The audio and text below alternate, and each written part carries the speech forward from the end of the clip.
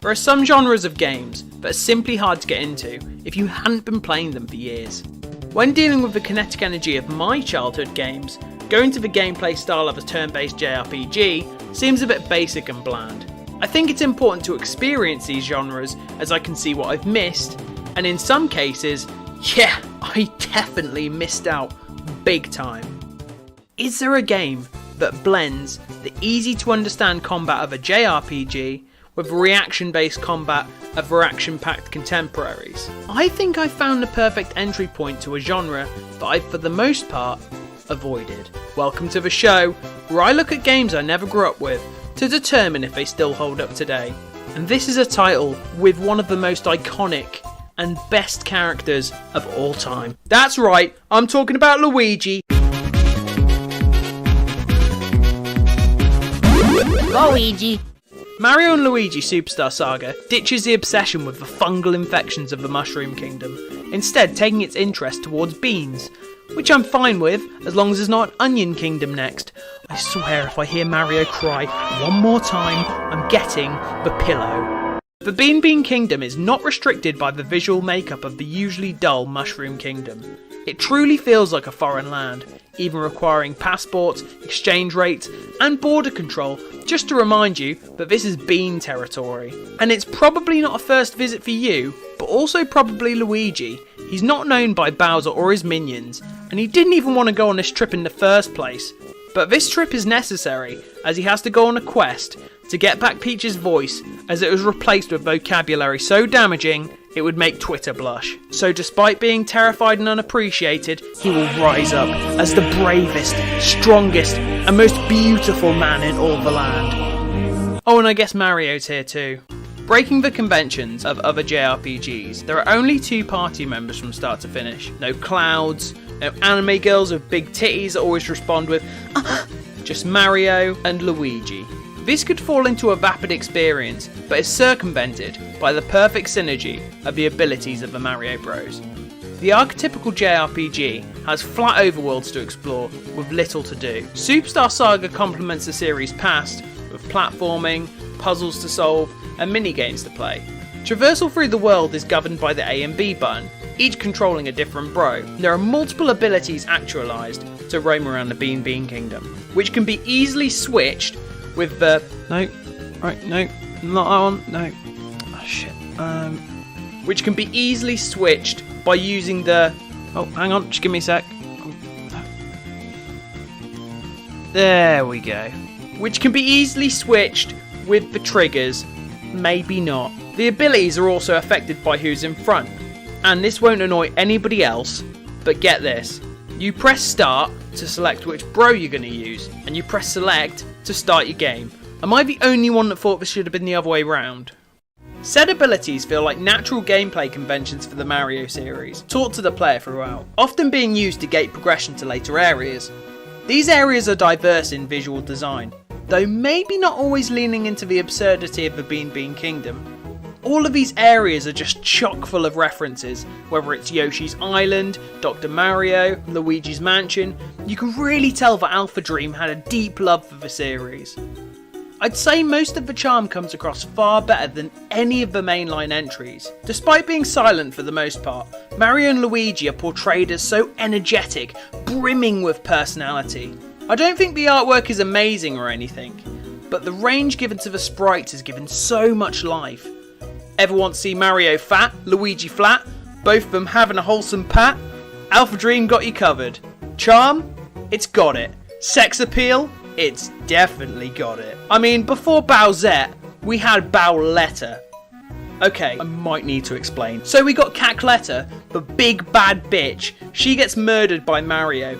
And yes, she gets murdered because Fawful, that weird kid in class that we tried not to make eye contact with, extracts her soul and puts it into Bowser, creating this monstrosity. And oh yeah, the final boss, it's not that hard, guys. Just quit whining, I did it in like 3 turns. Oh yeah, the combat. This game has it. In turn-based combat, we all know the pain of going up against that one particular type of enemy. Oh, please don't do too much damage. Oh, shit! You'll get killed pretty quickly in Superstar Saga if you take too many hits. But what if Mario could jump? Not only can you avoid an incoming attack, but at times you can even do damage when it's not even your turn, provided you got the timing right. Bonus damage can also be dealt with a well-timed button press. This incentivizes always staying engaged in combat, which meant I actually enjoyed and wanted to get into fights in a JRPG. Didn't even think it was possible. There are even bros attacks you can perform with precise timing, where you can do a crazy amount of damage. In combat, you can't jump on a spiky shell or hit an enemy in the air with a hammer, which is actually really awesome. I'm not just spamming the attack button, but instead thinking about what I'm doing. Honestly, nothing can make me happier. Psst, there are no random encounters. Nice. Not only can I completely choose to avoid all the enemies I want, but hitting them with a hammer, for example, will cause them to be stunned. And you know what? I'm stunned too. Even in something like Mario RPG, I can get a little bit tired of the combat.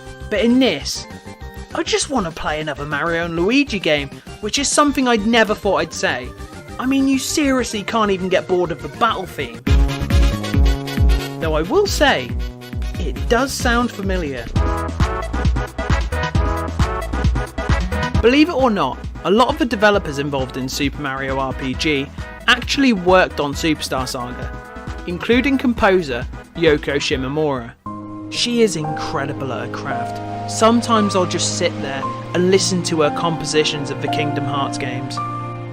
In isolation, of course, I do not want to listen to the dialogue as well. Because I'm you. No, I'm me. I'm me, he says. I think the original tracks in Superstar Saga help amplify the uniqueness of the Beanbean Kingdom.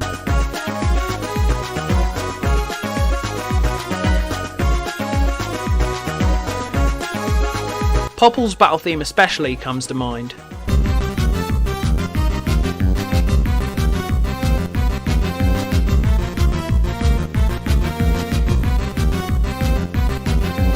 Though I can praise the original tracks, I don't find it as memorable as Super Mario RPG's OST.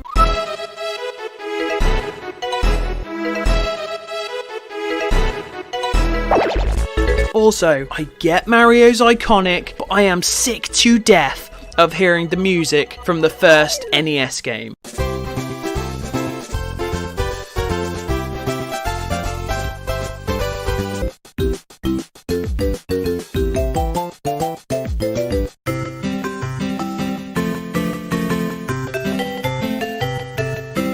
This is getting dangerously close to Sonic territory, and Sega have reused Green Hill Zone more than I've reused your mum.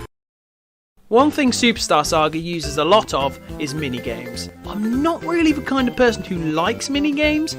I mean, you haven't seen my lack of skill in Mario Party. Long live the king.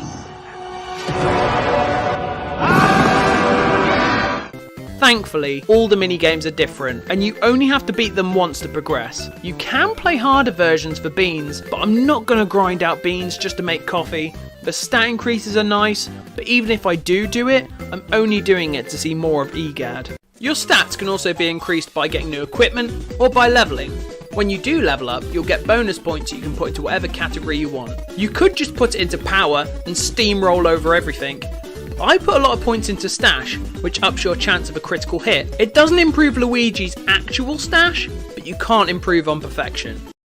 Mario and Luigi Superstar Saga is a briskly paced adventure with tons of laughs, captivating combat, being a high recommendation for anyone, regardless of what your interests are. Am I blown away? No, I've played better games in the genre, and elements like side content is pretty lackluster. Still though, I'm so excited to try another Mario and Luigi game, despite generally not giving a piss about Mario.